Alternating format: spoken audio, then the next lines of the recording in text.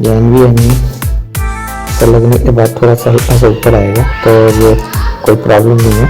फिर आपको इसे अंदर वापस से स्क्रू कर देना है।